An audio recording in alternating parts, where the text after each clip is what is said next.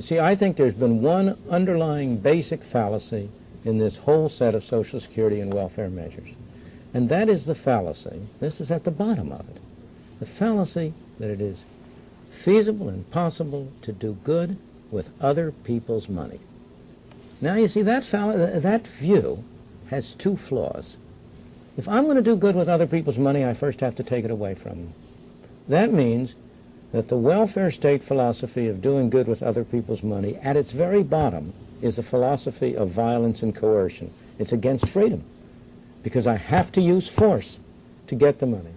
In the second place, very few people spend other people's money as carefully as they spend their own. Let me take this down to the situation in New York City right now. About 6 or 7 or 8 years ago, I've forgotten when it was, John Kenneth Galbraith, in an article he wrote in the New York Times magazine section, said, there are no problems in New York City that would not be solved if the New York City budget were twice what it is now. Now, the New York City budget has since then something like tripled, and all the problems are worse. Why? Because the fact is that it's a confusion to identify the city with the people. The New York City's budget is higher, but that means that the people of New York have less to spend. It's only been transferred from people individually to the city. Now, who spends the money more carefully? The city civil servants or people who are spending their own money? Now, of course, you may say to me, but when the city spends the money, it'll go for the good things, and so even half of it is wasted, it's better off. But that's nonsense. City civil servants and others are just like the rest of us. We're all of us interested in pursuing our own objectives.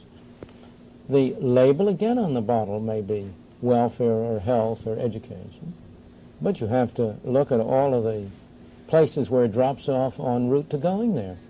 There are lots of other things that can be accomplished under those titles, and the fact is that no larger a fraction of the money that the city spends goes to good things. Let me illustrate in a very concrete way. A major problem in New York City is housing. Why? Because of bad governmental policy. Rent control, which was continued in New York after World War II, in the only city in the country where it was continued, everywhere else it was dropped. It has caused enormous abandonment of houses, eroding the tax base. Public housing, governmental subsidy to housing, so that people who occupy it have no incentive to maintain it. If you had eliminated the government from the housing market and left that money in the hands of the people themselves, the housing situation in New York today would be far better than it is.